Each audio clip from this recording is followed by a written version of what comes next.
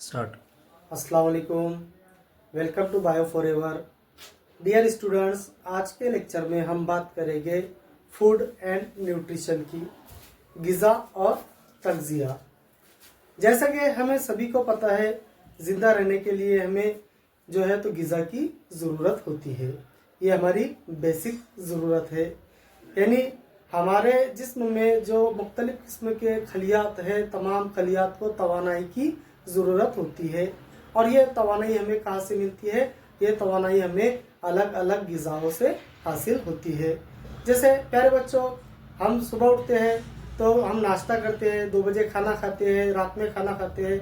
अब खाने में हम अलग अलग ग़िज़ाओं का इस्तेमाल करते हैं, जैसे चावल, चपाती यानी रोटी, गेहूँ या फिर फल फ्रूट वगैरह वगैरह, है ना। यानी ये अलग अलग ग़िज़ाओं से हमें क्या मिलती है? तवानाई मिलती है। अब यही तवानाई जो है तो हमें हमारे जिस्म में तग़ज़ियाती मादों के तौर पर काम करती है। तो आज का हमारा टॉपिक यही है, ग़िज़ा और जो जिसे कहेंगे हम तग़ज़िया, यानी फूड एंड न्यूट्रिशन। तो हमने ग़िज़ा तो देख लिया कि अलग अलग ग़िज़ा हम अपनी पसंद के एतबार से हम अलग अलग ग़िज़ा को खाते हैं और उनसे हमें क्या मिलता है? उनसे हमें प्रोटीन्स मिलता है, विटामिन्स मिलता है, कार्बोहाइड्रेट मिलता है और कुछ जो रेशेदार ग़िज़ा है जैसे गोश्त, अंडे वगैरह, ये चर्बीदार ग़िज़ा है, तो इनसे हमें मादनियात वगैरह ये हासिल होती है। तो ये था हमारा ग़िज़ा। अब देखेंगे हम तग़ज़ियाती मादे यानी तग़ज़िया कौन कौन से तग़ज़ियाती मादे हैं। तो प्यारे बच्चों, कार्बोहाइड्रेट, प्रोटीन्स, विटामिन्स, उसके बाद फैट्स और मादनियात, ये तग़ज़ियाती मादे हैं जो हमारे जिस्म में तवानाई पैदा करते हैं और खलियात तक मुकम्मल पहुंचाने का काम करते हैं और खलियात को एक्टिव रखते हैं, जिसकी वजह से हम काम वगैरह मुकम्मल तौर पर कर पाते हैं। तो चलिए एक एक करके देखते हैं। सबसे पहले कार्बोहाइड्रेट। प्यारे बच्चों, आपने 5वीं क्लास से 12वीं क्लास तक कहीं ना कहीं ये लफ्ज़ सुना ही होगा, कार्बोहाइड्रेट। कार्बोहाइड्रेट क्या है और ये क्या काम करता है, इसकी ज़रूरत क्या है? तो कार्बोहाइड्रेट एक तग़ज़ियाती मादा है।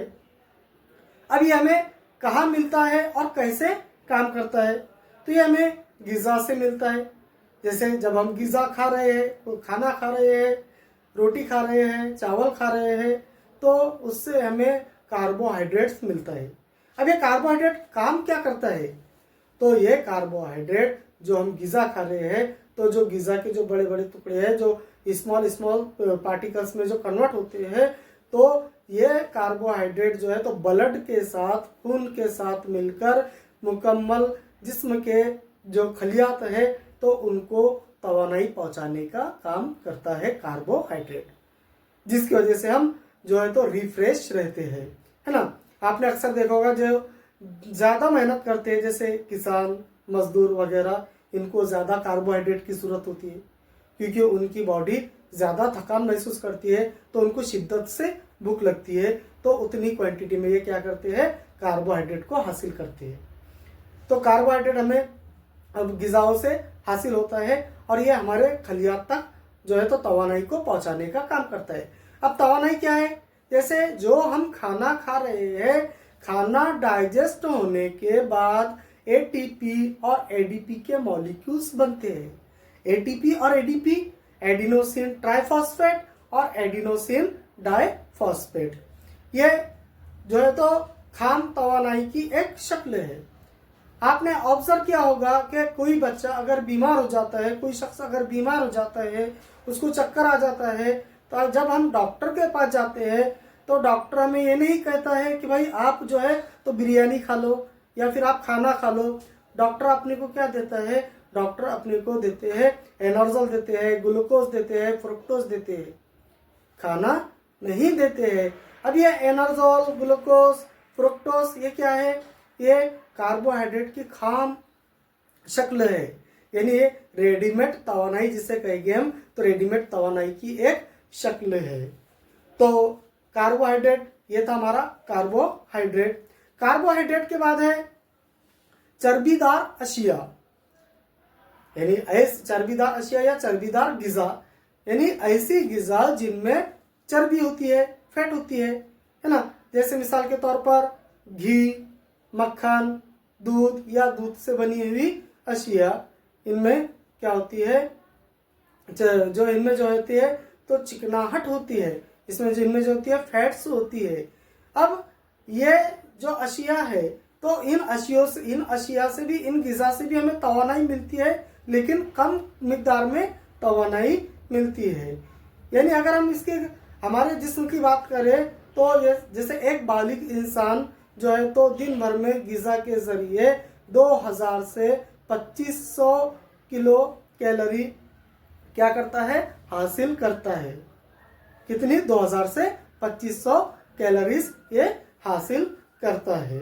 अब ये अलग अलग जो है तो ग़िज़ाओं से हासिल करता है।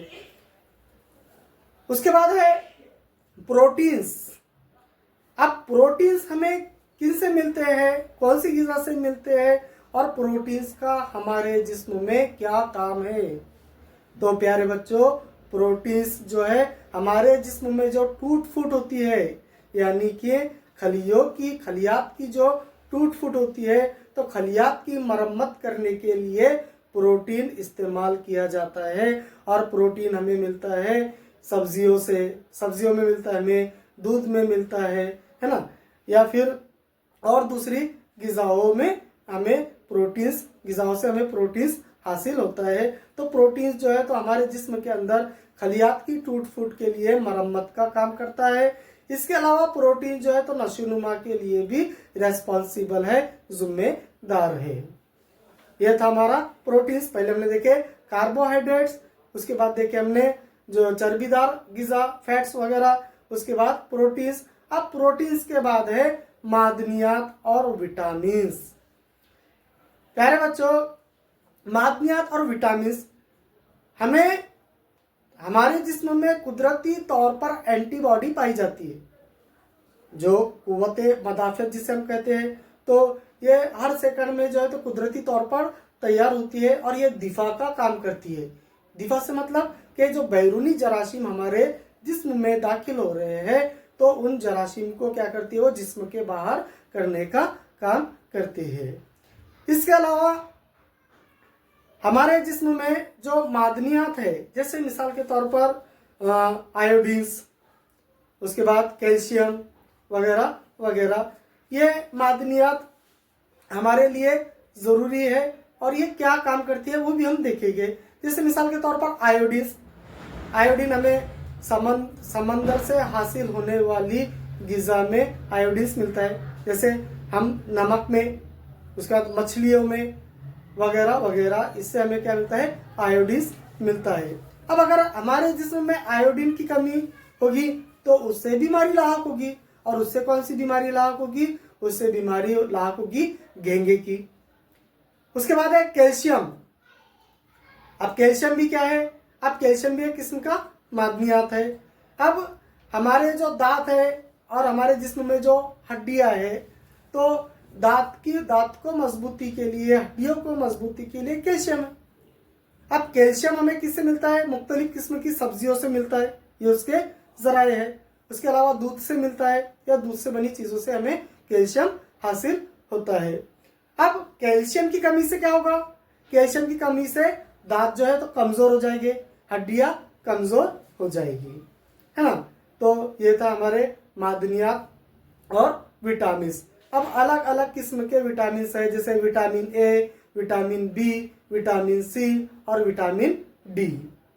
अब विटामिन डी हमें मुफ्त में मिलता है ना। जैसे सुबह सुबह जो सूरज की रोशनी मिलती है तो उसमें भी विटामिन डी मिलता है। इसके अलावा मछली के जिगर के तेल में भी विटामिन डी मिलता है। विटामिन सी की बात करें हम तो मुख्तलिफ किस्म की सब्जियां वगैरह में भी विटामिन मिलता है। अब जो विटामिन की कमी वाकई हो रही तो वो विटामिन की कमी से कुछ बीमारियां लाक होगी। अब वो बीमारियों को दूर करने के लिए हमें वो उन सब्जियों का इस्तेमाल करना पड़ेगा जिसमें ये विटामिन मौजूद है ना।